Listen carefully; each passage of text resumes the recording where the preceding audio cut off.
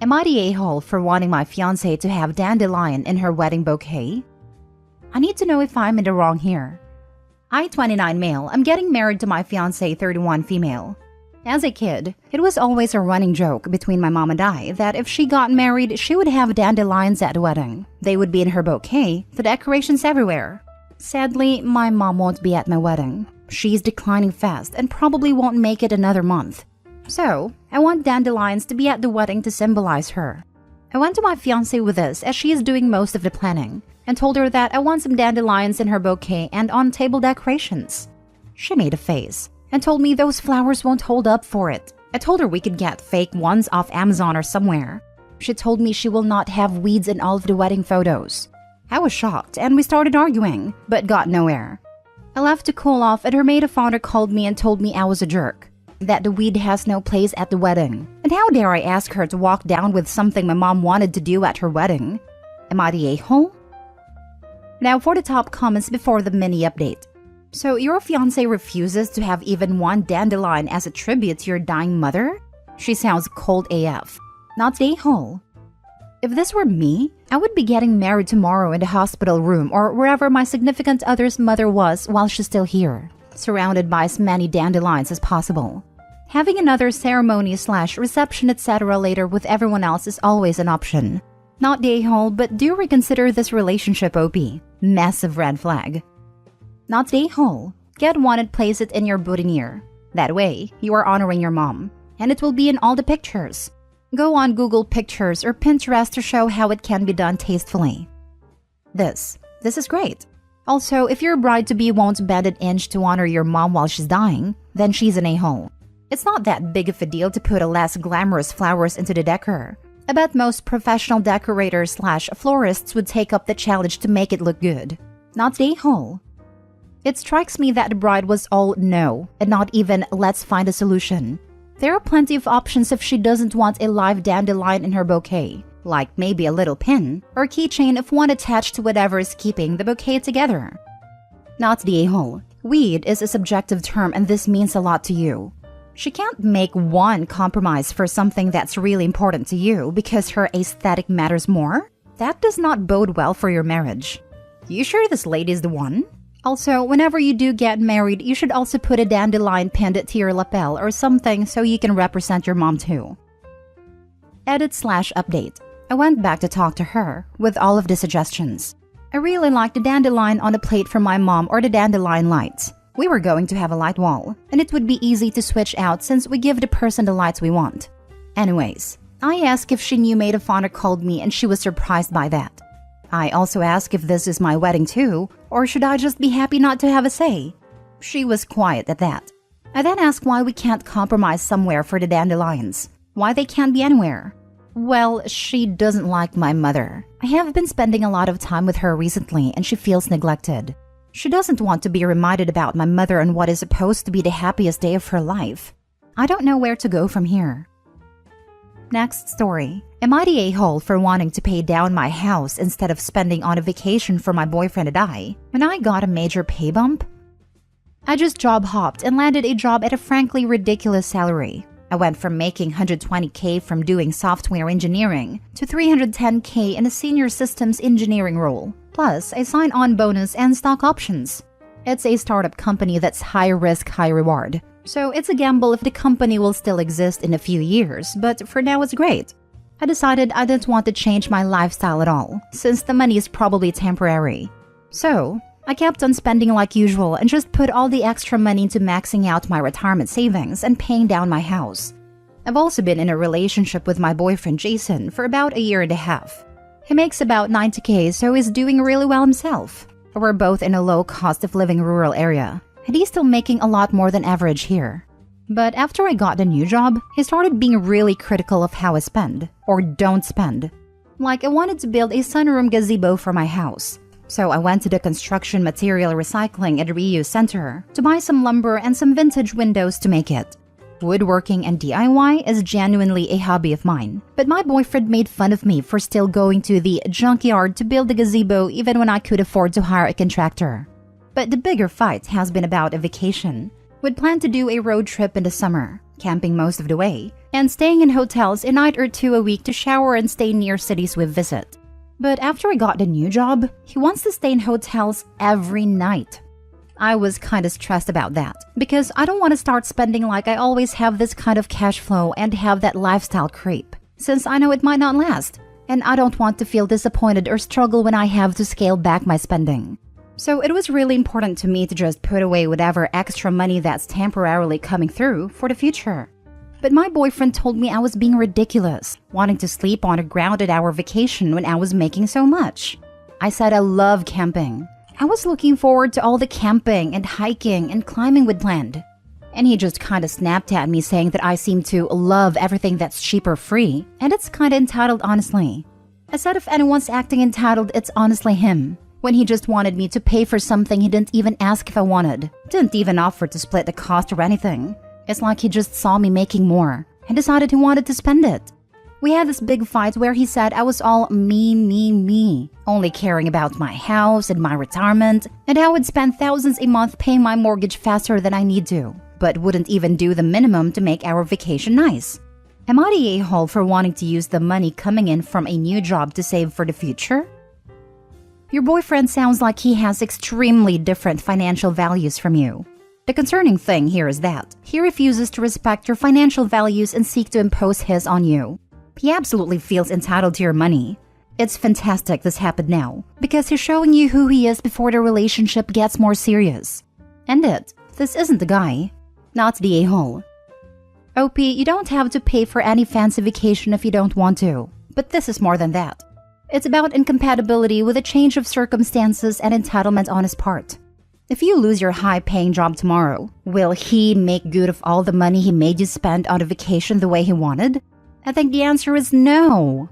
So decide about the bigger thing now, aka finance, since money issues are going to crop up frequently from now on with this attitude. Do you want to fight to keep your money and spend it sensibly, or indulge in a tug-of-war with a man who clearly doesn't respect your boundaries?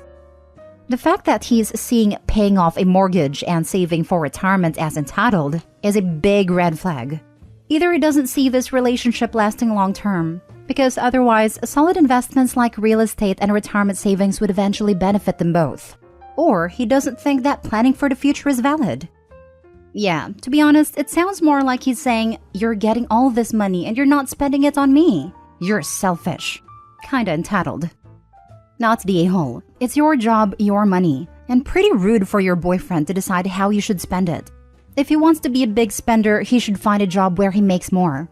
You aren't all me, because you are literally looking forward to a trip where you'd be spending a lot of close time with him. For you, it's about the simple things. For him, it's about money.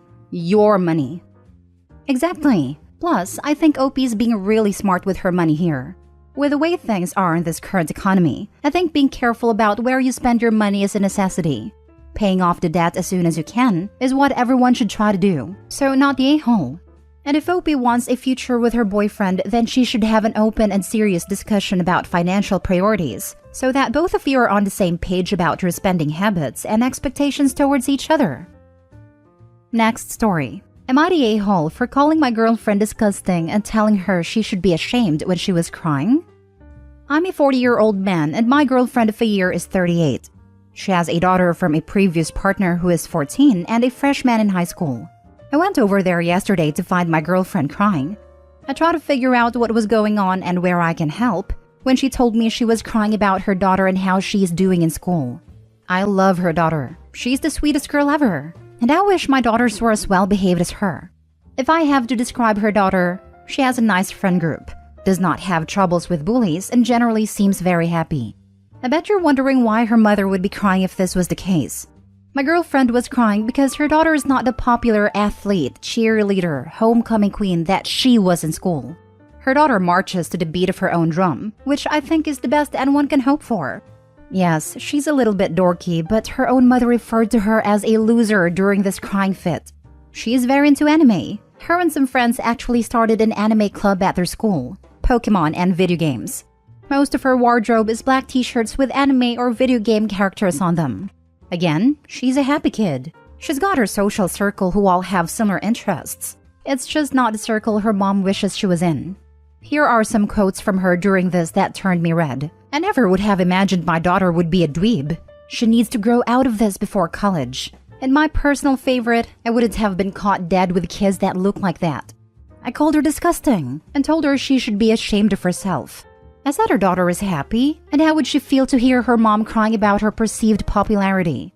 I told her how lucky she has it, that her daughter doesn't deal with a lot of the issues kids these days have. This ends with her being upset with me because instead of consoling her when she was crying, I called her names. I don't think the crying means anything. She was saying horrible things. Now for the comments. Not the a-hole. Not gonna lie, I had my mind made up when I read a title, but her words are absolutely disgusting. Having a happy, healthy child is what her focus should be, not her popularity. Don't ignore her words though. She's just shown her true colors. I agree that the OP is not the a-hole here. Initially, I thought he would be the a-hole, but after reading the post, he actually wasn't at all. As long as the daughter is safe and healthy and happy, the mom has no cause for complaint, and she is in fact the one who's acting like the a-hole in these circumstances. Not the a-hole, OP.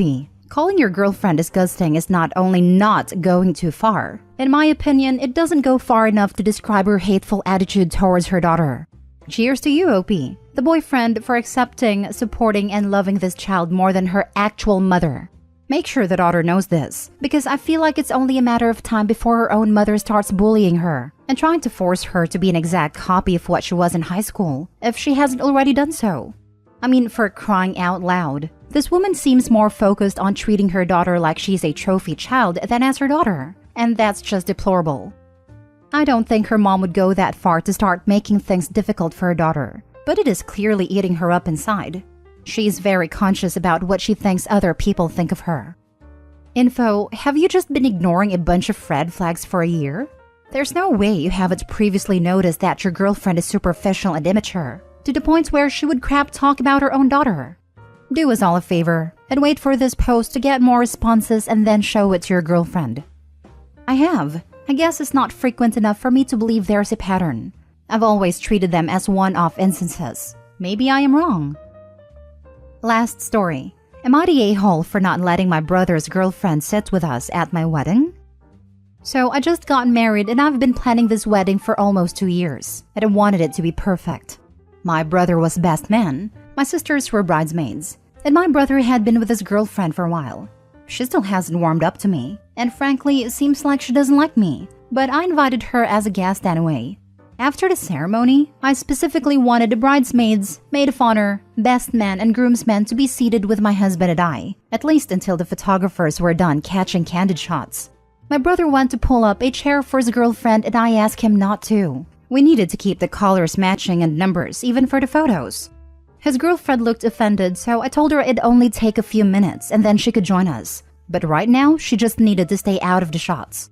My brother talked to her a little before she walked to the back tables, which she didn't have to do. She could have sat closer. My brother looked irritated, which made me slightly irritated because I didn't want him looking unhappy in the pictures. So I said he could at least pretend to look happy. I don't know why that sent him, but it did.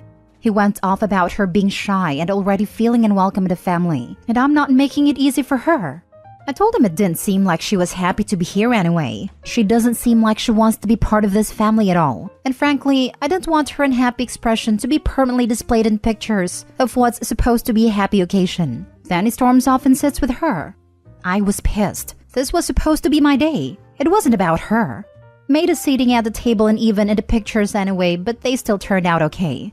My brother isn't talking to me, even though I apologized and offered to apologize to his girlfriend. Some things I said out of anger, but also feel like I should have been granted some respect, and they should know how important it was to me, since they know I'd been planning this day for so long. The rest of our family and friends at the table just tell me it was awkward and don't want to pick sides. So am I the a-hole? Edit. All partners were aware and perfectly fine with waiting for pictures to be done. After the more formal candid shots were done, everyone was free to go where they wanted. Actual candid shots were going to be taken when everybody let loose and started having fun, and everyone was able to get pictures taken with friends, partners, and family. The staged candid shots were specifically to be framed and put up in our house, so I preferred only the people involved in the wedding to be in those. Everything else would be put in an album, and also shared with friends and family who might want to print theirs out.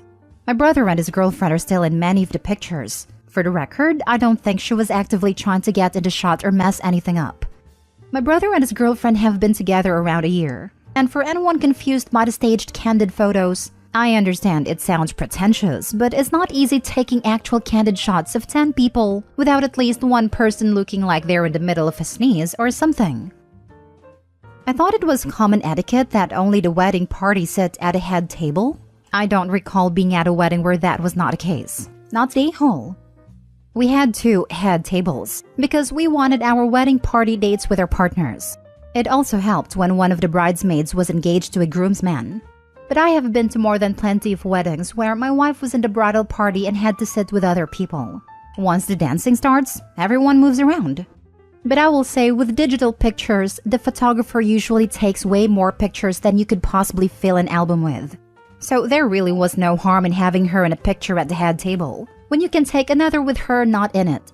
We had way more photos that we didn't use, and if the photographer actually printed them out, we gave them to the guest, not the a-hole.